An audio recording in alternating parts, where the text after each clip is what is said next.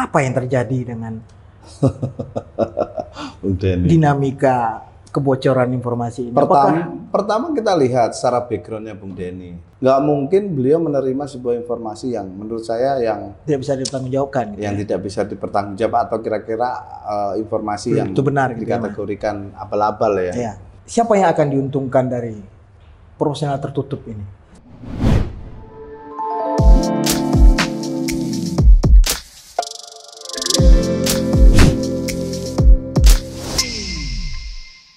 Oke, kembali lagi bersama saya Yayan Hidayat di channel kita semua, Ideo Talk, ruang berbagi ide dan gagasan. Kali ini kita sambang narasumber kita, Mas Dodi Dwi Nugroho. Beliau ini pengamat politik sekaligus aktivis yang sudah malang melintang di dunia politik. Selamat malam, Mas Dodi. Selamat malam, Mas. Sehat, Mas, ya? Ya, alhamdulillah sehat. Hari ini kita akan banyak berbincang terkait dengan dinamika pemilu 2024. Karena, Mas, banyak sekarang pemberitaan itu yang justru membuat kita bingung, ya. Isu politik itu hampir tiap hari itu berubah dan Dinamis, ya? Dinamis. Selalu ada drama, kemudian banyak sekali isu-isu kontroversial dan sebagainya. Baru-baru ini juga terjadi kebocoran informasi soal proporsional tertutup, terbuka dan sebagainya. Yeah. Pertanyaan saya, Mas, di awal, kira-kira pemilu ini jadi atau enggak, Mas? Pertanyaannya luar biasa. Ya, saya kira kalau kita lihat di proses tahapan yang sudah dilakukan KPU, saya kira ya jadi. Jadi ya, Mas? Jadi. Meskipun kalau kita lihat ada banyak sekali modus-modus operasi operasi politik dalam tanda kutip yang berusaha untuk mendelegitimasi, ya, penyelenggaraan pemilu 2024. Iya, artinya memang proses politik itu dinamis. Meskipun memang kita melihat bahwa ada satu isu besar yang mengangkat isu tentang isu penundaan pemilu misalkan. Yang kemudian juga orang punya persepsi bahwa ini orientasinya, bahwa ini goalnya 3 periode. Iya. Saya kira sudah final itu, saya kira itu ya. Sudah final, Mas, ya. Meskipun sebelumnya memang itu menjadi sebuah dinamika isu yang cukup luar biasa dan mampu menarik sebuah energi yang luar biasa juga itu di level teman-teman gerakan, tentunya mahasiswa dan sebagainya, kekuatan civil society, karena terkait masalah isu amandemen Undang-Undang Dasar ya, tentunya. Saya kira jawaban itu sudah dijawab oleh pertama adalah proses tahapan itu sudah dijalankan. Sudah berjalan ya, Mas. Meskipun kalau kita lihat upaya-upaya untuk mendelegitimasi penyelenggaraan pemilu itu terjadi. Ya, seperti mungkin bisa saja kita berkesimpulan bahwa segala upaya untuk melakukan penundaan pemilu ini masih terus dilakukan oleh oknum-oknum tertentu, gitu ya. Ya, pasti ada itu ya. Pasti ada, karena memang dulu mungkin masyarakat masih bimbang melihat apakah proses pemilu ini terus apa tidak gitu ya. Iya. Cukup bimbang karena memang banyak hal yang muncul di media khususnya media sosial ya, terkait masalah isu penundaan itu juga cukup besar sekali. Tapi bagi saya bahwa operasi itu saya katakan itu gagal ya, Mas? Gagal karena dengan statement Presiden mengatakan bahwa pemilu saya pastikan terus berjalan dan memerintahkan KPU untuk melakukan proses tahapan. Itu yang terjadi. Kita melihat misalkan yang kita lihat nanti adalah bagaimana proses tahapan pemilu ini dilaksanakan oleh KPU secara terbuka, secara jujur, dan secara ini. Tinggal kita lihat pada persoalan integritas KPU-nya saja sebenarnya nanti ke depan. Oke, artinya KPU ini punya kekuatan politik dan peranan penting sebetulnya untuk memberikan kepastian politik ya penyelenggaraan pemilu. Tentu, karena memang KPU kan memang penyelenggara khususnya. Tinggal apa yang disampaikan misalkan terkait isu bahwa 2024 menjadi potensi kecurangan yang dilakukan oleh Pak Mahfud misalkan, statement itu. Saya kira itu tinggal dijawab saja dengan proses tahapan bahwa integritas KPU secara lembaga ini juga bisa. Ini memang uji cobanya di situ. Uji cobanya bagaimana bahwa KPU ini mampu menjadi penyelenggara yang melakukan proses tahapan penyelenggaraan pemilu ini secara jujur, terbuka. Saya kira tinggal nanti adalah fungsi KPU secara kelembagaan mampu menunjukkan secara integritas atau tidak. Kira itu. Saya merokok boleh kan ya? Wah, silakan Mas. Tapi menurut analisis Mas Dodi, kira-kira apa sih yang diinginkan di balik wacana penundaan pemilu itu, Mas? Yang mau dikejar dan dicapai itu sebetulnya apa sih? Itu kan banyak. Ya, saya tidak tahu pertanyaan. Kalau kemudian ini menjadi satu definisi bahwa ini adalah bagian dari operasi intelijen, itu mungkin kali ya. Mungkin, karena saya tuh pernah membaca salah satu riset lembaga apa ya, kalau nggak salah di Kompas itu. Di Kompas ya? Di Kompas itu saya melihat bahwa isu penundaan pemilu itu ada sejak tahun 2020. Kalau tidak salah satu lembaga itu menyebutkan seperti itu. Artinya apa? Terlepas kemudian bahwa akun itu adalah bot, gitu ya. Akun itu adalah didefinisikan adalah bot, tapi bahwa itu ada faktanya. Bahwa kemudian ada perdebatan di level publik antara penundaan dan penolakan penundaan, bahwa itu ada di kampus-kampus dan kemudian di diskusi-diskusi di ruang-ruang publik yang lain itu ada. Saya kira ada, dan kemudian ujungnya adalah statement pimpinan partai politik menyatakan setuju dengan penundaan pemilu. Saya kira itu ada. Upaya-upaya untuk menunda pemilu itu ya, Mas ya? Upaya itu ada. Persoalan kemudian upaya itu berhasil atau tidak, wallahu a'lam. Persoalan kemudian siapa yang memerintah dia, wallahu a'lam. Sehingga kemudian mereka berani mengeluarkan sebuah statement penundaan pemilu dan lain-lain. Saya kira kan tentunya sebelumnya ada diskusi kecil yang mereka lakukan tentunya. Betul. Kalau dijawab bahwa itu perintahnya siapa ya walam.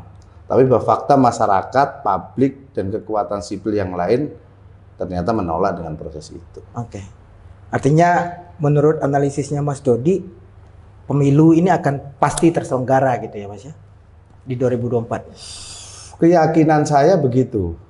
Karena saya belum menemukan satu variabel isu yang bisa menunda pemilu. Belum menemukan sebuah starting point isu yang bisa mengarah ke penundaan pemilu. Ya kan? Saya belum menemukan itu. Tapi dengan upaya mendelegitimasi saat ini tahapan pemilu ya. Ya kita anggap banyak orang berkesimpulan bahwa perdebatan antara proporsional tertutup dan terbuka ini juga adalah satu serangkaian operasi untuk mendelegitimasi tahapan pemilu, karena ketika MK mengeluarkan putusan, kemudian kan itu akan berpengaruh terhadap tahapan pemilu.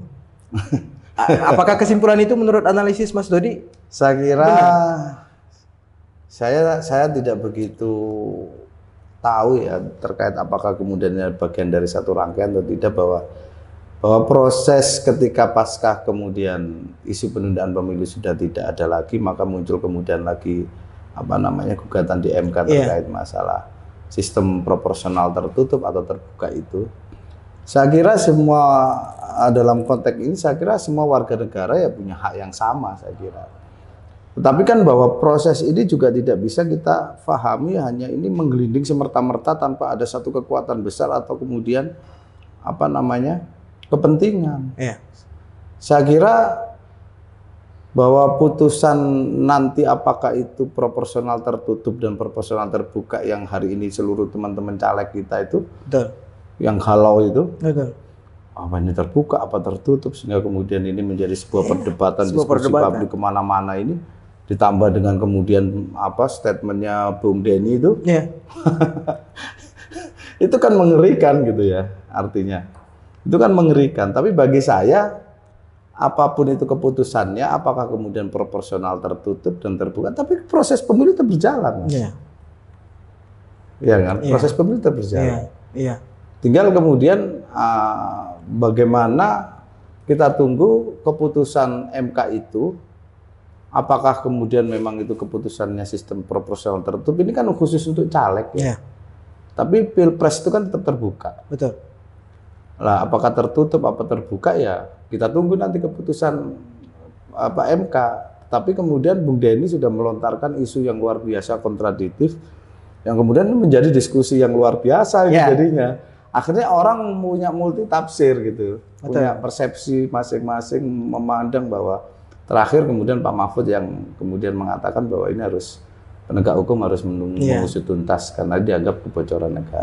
Saya kira saya mau mengulik tadi yang karena tadi sebetulnya ini adalah satu rangkaian pertanyaan yang saling berkaitan sebetulnya. Kita sambil ngopi kita. Ya, sambil ngopi, Mas. Kita harus santai. Katanya kalau nggak ngopi nggak cerdas.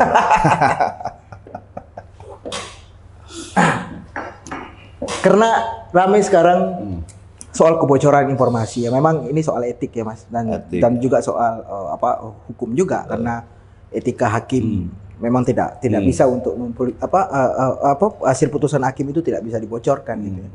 Tapi menurut analisis Mas Dodi, apa yang terjadi dengan dinamika kebocoran informasi ini? Pertama kita lihat secara backgroundnya Bung Denny. Bung Denny itu kan sebuah advokat pengacara yang punya jam terbang. Apalagi kemudian beliau juga punya rekam jejak kasus di MK, gugatan pemilu, pilkada dan sebagainya, kan artinya beliau juga banyak nangani sebagai kuasa hukum itu. Dan sekaliber beliau, sekelas beliau, saya kira menurut saya ya, secara subjektif saya, nggak mungkin beliau menerima sebuah informasi yang menurut saya yang tidak bisa dipertanggungjawabkan, yang tidak bisa dipertanggungjawabkan, atau kira-kira informasi yang itu benar dikategorikan abal-abal ya. Apa istilah sekarang, kaleng-kaleng gitu ya. Saya kira informasi Bung Denny menyampaikan itu, saya kira beliau menerima sebuah informasi yang menurut beliau cukup akurat itu. Tinggal bagaimana kemudian yang kita lihat sebenarnya dinamisasi terkait isu ini. Sebenarnya siapa sih yang berkepentingan terhadap proporsional tertutup dan siapa sih yang punya kepentingan terhadap sistem proporsional terbuka? Kembali lagi ke situ kan sebenarnya.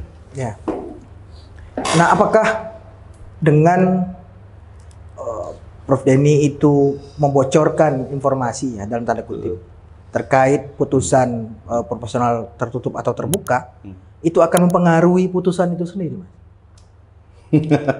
Bisa jadi iya, bisa jadi tidak, gitu kan? Gitu ya. Bisa jadi iya, itu bukan juga menurut saya itu bisa juga sinyal ya. Apa sih kalau istilah mitigasinya itu sebelum keputusan dibocorkan dulu itu menjadi sinyal gitu ya. Gitu ya. Iya, bisa jadi itu menjadi sinyal sehingga kemudian waduh, kok ini merasa kok bocor duluan gitu ya. Bisa jadi begitu. Tapi yang penting adalah prinsip kita. Ini kan prinsip yang kita anut adalah konstitusi saja sebenarnya. Sehingga kemudian ini semua orang ini lagi, seluruh orang ini hari ini melakukan simulasi semua. Kalau hybrid bagaimana? Hybrid misalkan campuran bahwa kemudian kalau ini harus di-track dengan suara harus melebihi suara partai misalkan. Sehingga kemudian dia harus, karena dia nomor 2 harus bisa mengalahkan nomor 1, itu kan hybrid. Ada simulasi yang sudah mungkin bukan lagi bocor, sudah menjadi satu diskusi publik. Setiap caleg itu lagi obrolan di warung-warung kopi itu kira-kira. Caleg itu mendiskusikan tentang bagaimana ini simulasi, semua orang lagi mensimulasi itu. Tapi memang ini menurut saya penting ya, penting bahwa kalau ini kembali ke proporsional tertutup, mungkin dari sisi kacamata kekuatan civil society ya. Karena sistem terbuka itu juga bagian dari ruh reformasi. Betul. Ya. Itu juga bisa dikatakan bahwa itu bisa kemunduran demokrasi ya, mungkin ya. Kalau teman-teman NGO pasti mengatakan bahwa mendefinisikan bahwa ini ada kemunduran demokrasi. Betul. Saya tidak tahu apakah kemudian dengan sistem tertutup itu kemudian menguntungkan salah satu kelompok tertentu, saya tidak tahu. Korelasinya apakah sistem tertutup dan terbuka ini juga bagian dari korelasi nanti pilpres, saya juga nggak tau ya. Tapi yang apakah jelas, itu menjadi alat tukar untuk negosiasi pilpres? Iya kan, kita tidak paham pada wilayah. Kita hanya menduga-duga ya Mas ya. Kita menduga, tapi pada prinsipnya kalau teman-teman aktivis demokrasi pasti akan mengatakan bahwa ini ada kemunduran demokrasi. Ya karena memang pasca 2004 itu kan kita ini ya semi tertutup ya. Jadi relatif tertutup bahasanya kalau sistemnya. Kemudian 2009 kalau itu kan Hakim MK itu mengatakan ada hybrid. hybrid. Nah, di pemilu 2009 kita menerapkan pemilu proporsional terbuka. Itu satu momentum kemajuan demokrasi, tapi kemudian karena implikasi politik yang dihasilkan oleh proporsional terbuka memang menghasilkan banyak konsekuensi. Tapi kan tidak menjamin juga bahwa proporsional tertutup ini bisa mengurangi tadi Mas biaya politik atau transaksi-transaksi yang sifatnya money politics dan lain sebagainya. Ya kalau sistem proporsional tertutup tentunya kan kembali waktu masih masa-masa zaman Orde Baru itu. Betul. Ya. Memang kekuatan partai menjadi dominan kan ya. Karena pencoblosan akan dilakukan model pencoblosan partai politik gitu ya. Sehingga partai akan menunjuk caleg-caleg prioritasnya dia untuk jadi. Kalau proporsional terbuka kan tentunya bahwa siapapun punya hak ya. Asalkan suara dia terbanyak maka kemudian bisa jadi orang yang suara tertinggi dilantik menjadi. Jadi memang itu bisa juga karena itu juga bagian dari sebuah asas, kalau dalam bahasa asas keadilan gitu sebenarnya.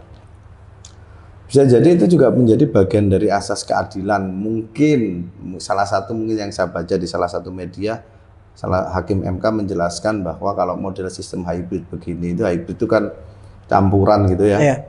Karena memang ada pekerja partai, loyalis partai yang sudah bertahun-tahun nyalek juga nggak bisa jadi-jadi gitu kan, karena keterbatasan dia punya logistik, punya apa dan sebagainya, sehingga kemudian dikembalikan kepada sistem proporsional tertutup nomor 1 ini, sehingga kemudian partai bisa menunjuk prioritas caleg menurut partai mana yang sudah memang mengabdi partai lama gitu. Betul. Memang ini memperkuat partai politik kalau misalnya tertutup. Iya, memperkuat secara kelembagaan partai politik memang, karena memang untuk penentuan nomor urutan kebijakan partai. Betul.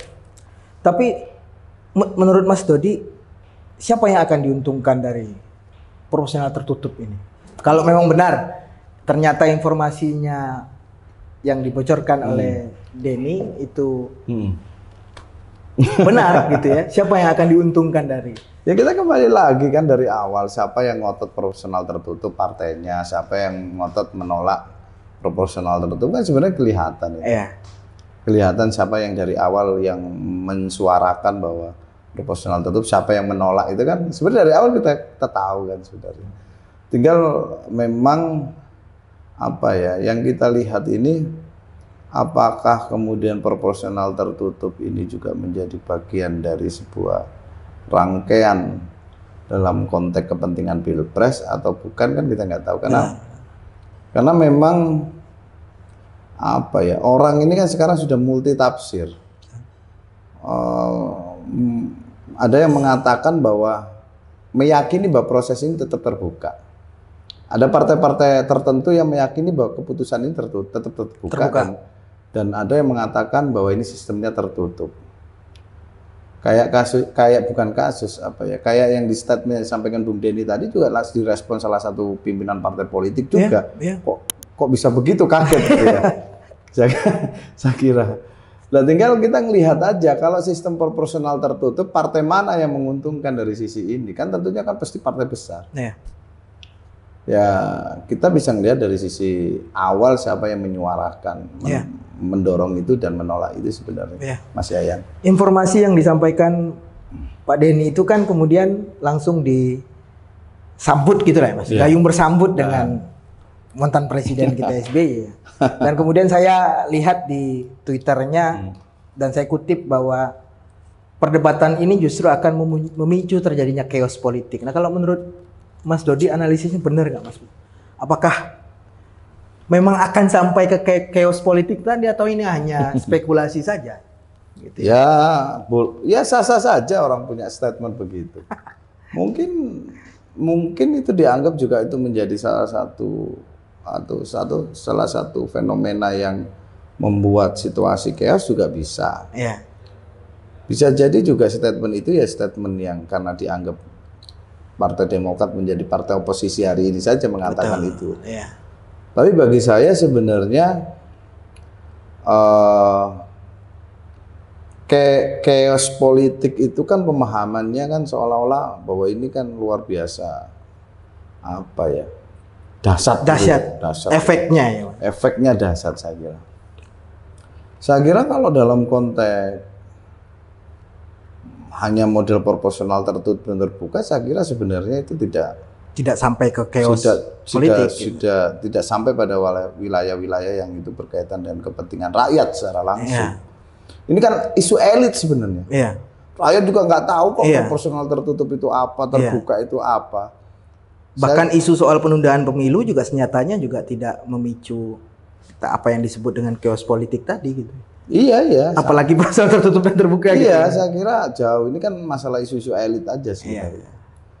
Bahwa ini kalau ini diputuskan sistem proporsional tertutup maka menjadi chaos politik. Ya mungkin ya saling hujat di antara elit politik iya, tapi kalau urusan rakyat saya kira jauh dari kepentingan rakyat hari ini. Iya. Saya pikir memang kita pembahasan diskusi ini itu satu hal penting untuk kita lihat karena banyak sekarang memang Mas di ruang publik kita itu kan diwarnai dengan drama politik dan kemudian banyak sekali isu-isu yang kadang saya misalkan kalau saya posisikan diri saya sebagai masyarakat gitu, saya bingung mengikuti isu yang berkembang ini gitu. Dan ini juga berkaitan dengan pertanyaan selanjutnya sebetulnya. Ini terkait utak-atik koalisi. Karena ini selalu mewarnai ruang publik kita, Mas. Dan saya yakin juga banyak pihak mencoba untuk mensimulasikan saat ini ya.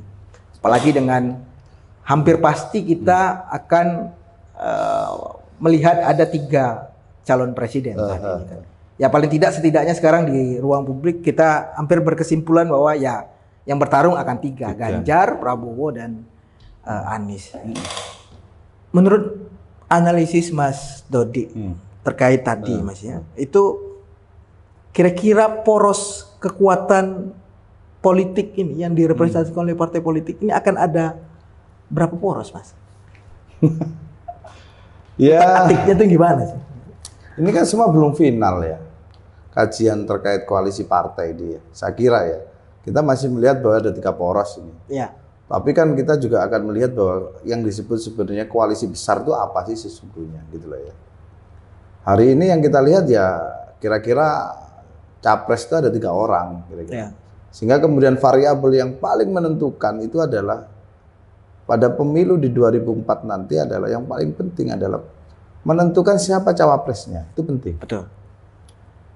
Sehingga kemudian proses dinamika politik ini masih terus berkembang. Nah, kita melihat ini misalkan Mas Ganjar kan PDI sama P3 ini. P3.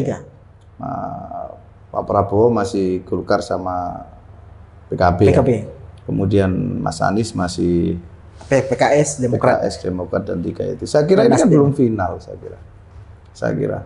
Kita juga nggak tahu bahwa akan kemudian terjadi bahwa misalnya ternyata head to head jadi 2 misalkan. Masih besar kemungkinan begitu ya? Ya sangat memungkinkan itu bisa.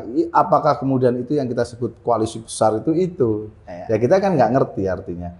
Bahwa dinamika ini terus berkembang bahwa bagaimana kemudian partai politik masih kemudian melakukan proses konsolidasi di antara pimpinan-pimpinan partai. Saya kira itu. Artinya bisa jadi juga akan hanya ada 2 poros gitu ya Mas ya?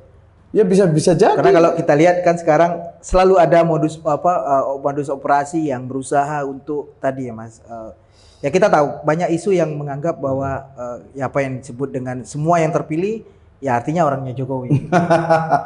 Orangnya Presiden Jokowi gitu ya. Misal sekarang pun kita tahu Partai Demokrat dengan segala upaya untuk diambil alih gitu ya. Melalui sekarang kan terakhir kan isunya PK Muldoko itu di ya saya kira kan sebenarnya kabar terbaru yang kita lihat sebenarnya ketika Demokrat PK gugatannya versus Demokratnya Pak Muldoko itu PK-nya diterima itu juga menjadi satu kajian analisis tersendiri. Kalau misalkan itu terjadi benar misalkan bahwa PK itu diterima gitu ya misalkan. Bagaimana secara hukum statusnya Partai Demokrat. Ya. Gitu ya.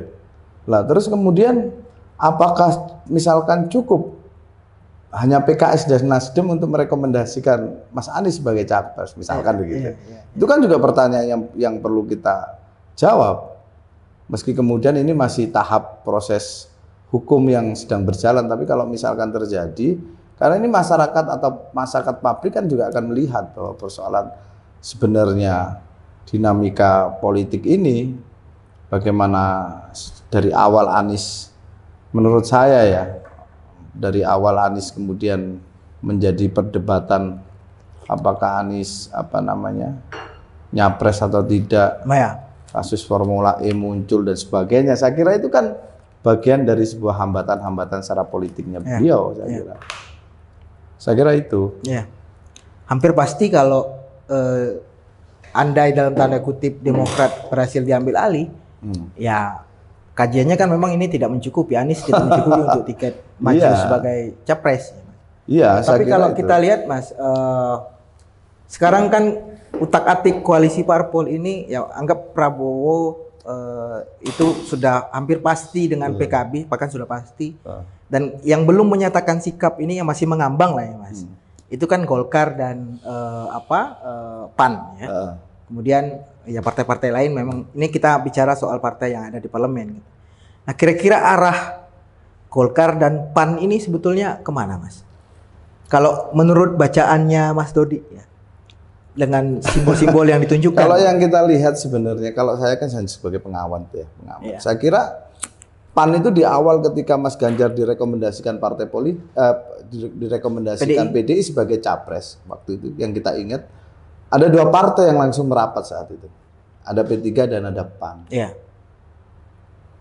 Dan kita melihat bahwa proses perkembangan ternyata berjalan, bahwa ternyata PAN hari ini sudah mulai agak narik sedikit. Agak narik sedikit. Iya. Maju mundur lah ya Mas. Sudah mulai narik sedikit dengan bahasa PAN belum menentukan sikap, secara partai akan menentukan sikap gitu kira-kira. Saya kira saya tidak tahu apakah kemudian ini juga bagian dari, karena kita ini kan melihatnya bukan lagi pada capres, tapi sebenarnya dinamikanya adalah siapa sih cawapresnya sesungguhnya. Karena partai pendukung itu akan terkait dengan siapa cawapresnya sesungguhnya. Itu variabel penting juga ya Mas. Saya melihat variabel itu.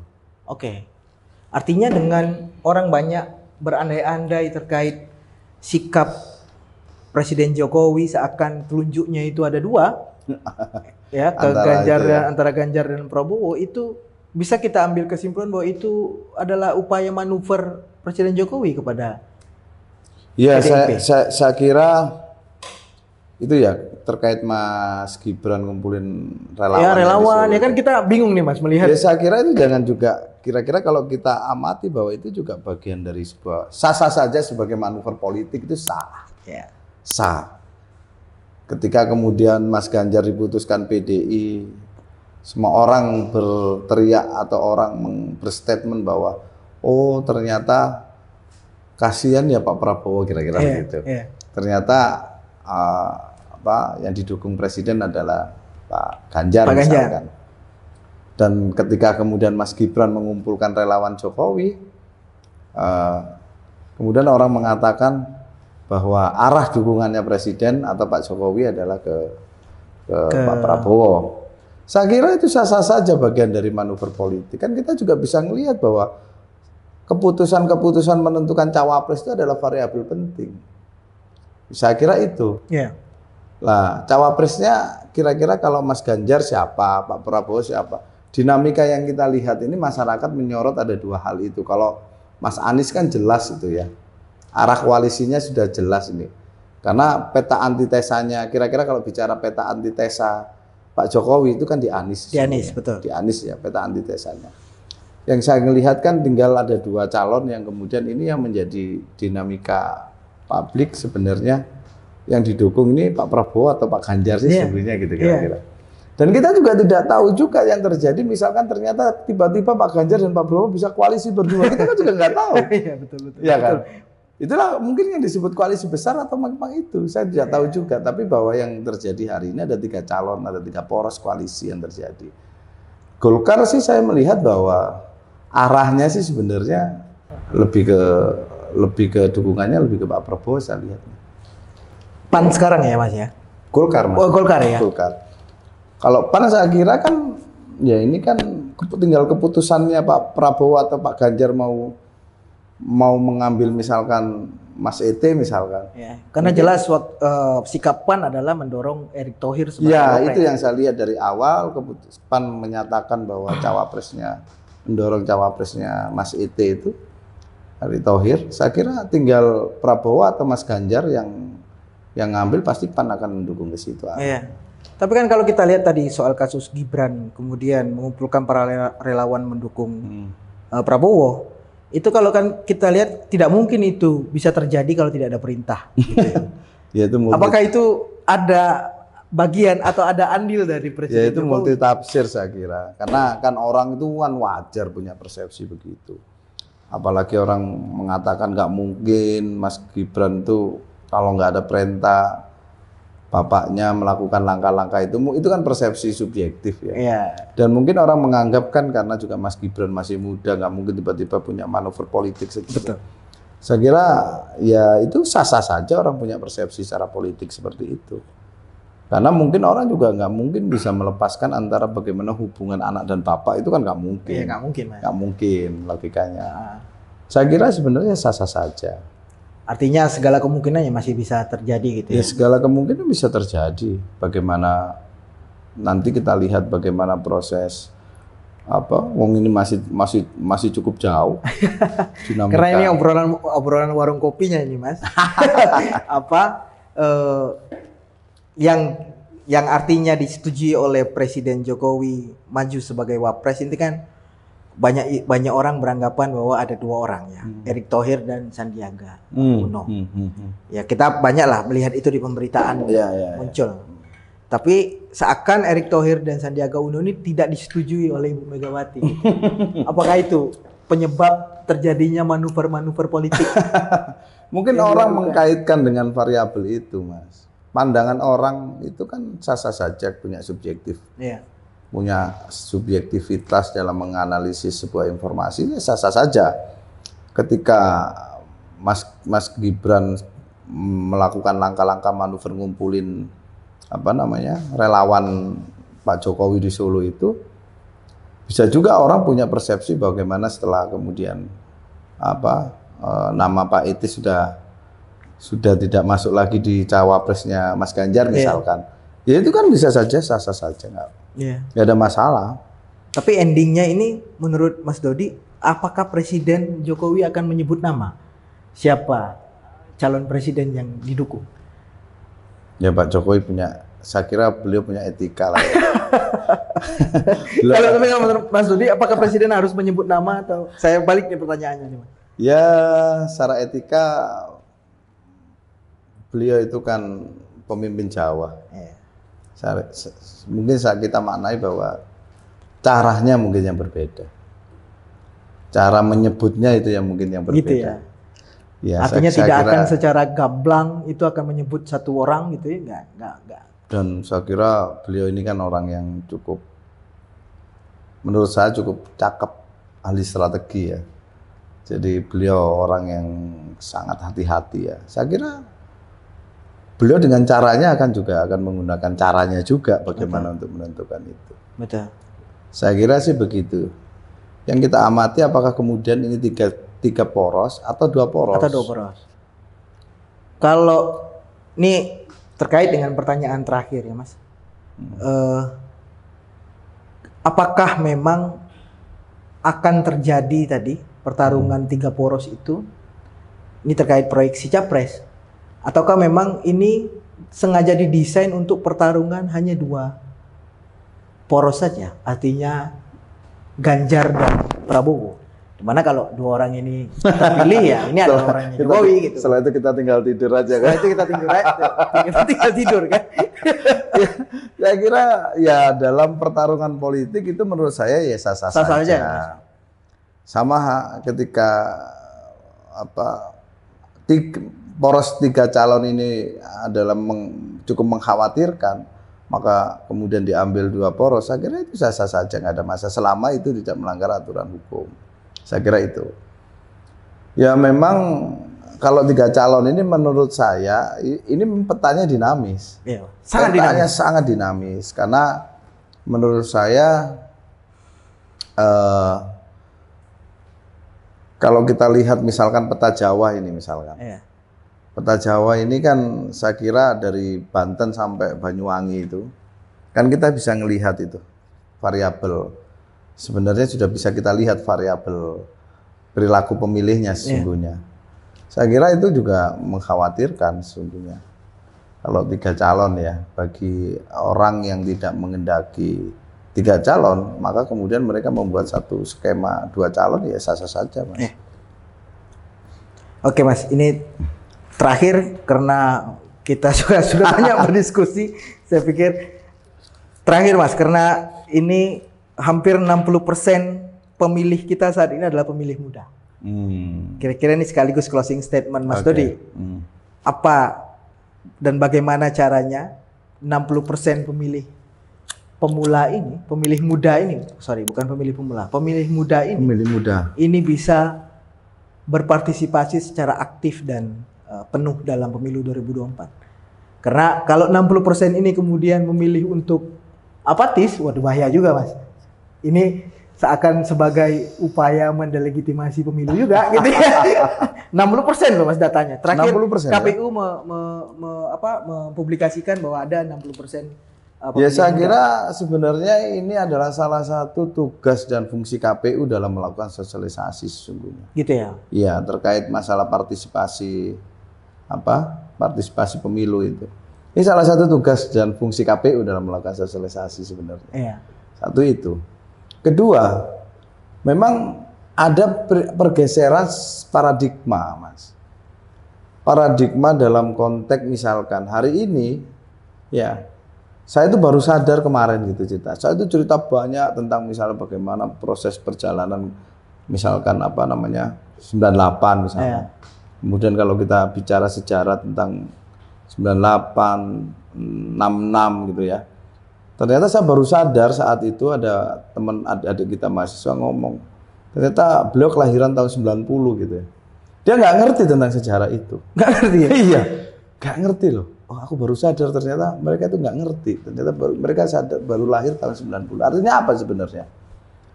Memang ini menjadi juga ancaman bangsa kita. Ya, ancaman bangsa kita terkait masalah tentang pemahaman sejarah itu juga penting. Kalau zaman dulu Mas, ya mohon maaf ya memang pelajaran Pancasila itu wajib ya. Ayo coba zaman Orde Baru kita ini setiap setelah pemilu kita suruh hafalin kabinet nama-namanya. Siapa Menteri Pariwisata? Itu hafal tuh, Jod Afe. Gitu ya? Siapa Menteri Perhubungan? Kosmas Batubara. Itu selalu hafal itu zaman dulu. Kalau sekarang kan nggak ada skala pendidikannya. Tapi ini juga menjadi bagian dari yang harus kita lakukan edukasi kepada adik-adik kita terkait dengan sejarah bangsa kita. Ini penting. Anak-anak generasi hari ini itu sekarang sudah mereka itu main game itu sudah nggak paham, sudah nggak mau menghiraukan apapun. Ya kan? Sekarang sekolah aja sudah cukup di rumah ada. Ya kan? Sekolah sudah semua sistem digital. Dan ini juga membuat kita juga cukup punya kekhawatiran sebenarnya. Kekhawatiran terkait dengan bagaimana. Nah ini dengan terkait dengan masalah sesungguhnya pemilih. Itu di basis perkotaan, perumahan, kelas menengah ke atas misalkan di basis perkotaan misalkan seperti di Jakarta. Meyakinkan mereka untuk menggerakkan mereka memilih ini kan penting. Betul. Karena bagi dia apa urgensinya saya memilih gitu. Ya. Itu kan kalau tidak dibangun sebuah kesadaran kan agak berat. Agak berat Mas, betul. Apalagi kan karakteristiknya berbeda. Karakteristik yang individualis gitu, perumahan. Individualis, Yang kira-kira kamu pragmatis. datang ke TPS kamu milih, terus urgensinya saya memilih ini apa? Iya.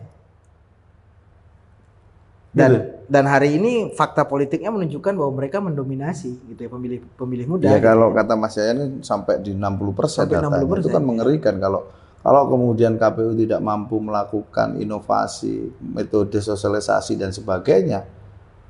Ya, ini masalah.